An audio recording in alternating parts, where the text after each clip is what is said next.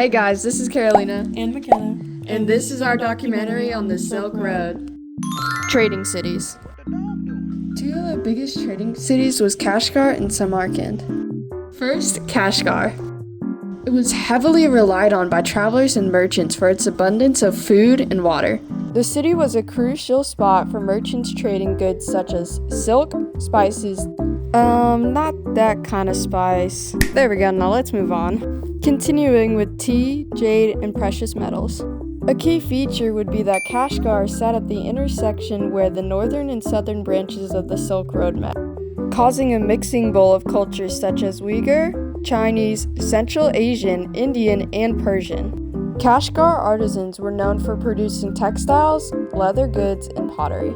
Next up, Samarkand. Samarkand was located in nowadays known as Uzbekistan in the Zarafshan River Valley. Samarkand was a center of cultural exchange as much as it was a center for trading.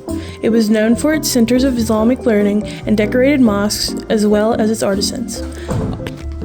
Artisans at Samarkand were known for providing goods such as high-quality paper, intricately designed ceramics, and fine textiles like silk. Samarkand and Kashgar were some of the most popular spots. It wasn't the only place where you could kick back and relax though. Once the Silk Road stabilized, inns known as caravanserai took action. They were 100 miles apart and provided food, shelter, and water. Why 100 miles apart? Because that's how far camels could travel before needing water. This helped them travel with less supplies for longer. Commercial and economical technology. Banking houses. Banking houses were financial institutions that facilitated interregional trade by providing services such as currency exchange, loans, and developed tools such as the bills of exchange, allowing merchants to invest in luxury goods, conduct business safely over long distances, and expand markets for luxury goods. Currencies. Bills of exchange were documents stating the holder was legally promised payment of a set amount and date. An IOU, basically. Paper money. Paper money was, as the name gives away, a currency made out of paper.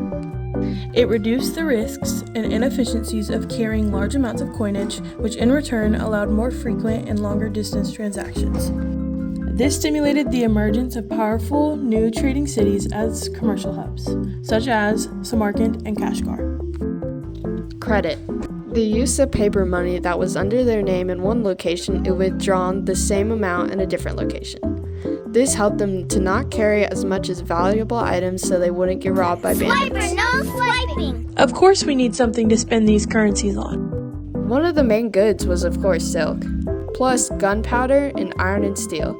Those two were used towards military as iron and steel was used for stronger weapons and armor. It diffused very quickly through the Silk Roads, which helped them win battles as they created innovations through gunpowder. Artisans. Persian artisans responded to increased demand from larger, richer markets along the Silk Roads.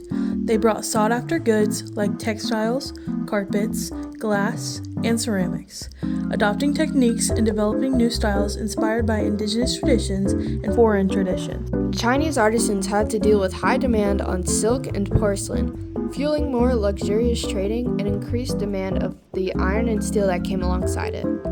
Indian artisans expanded luxury good creation by leveraging established traditions in textiles and metalwork, and adapting their techniques to meet increased demand from global trade networks like the Silk Roads.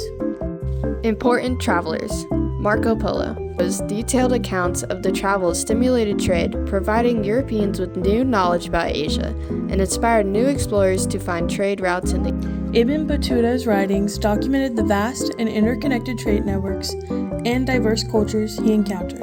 And that's all. Bye, guys.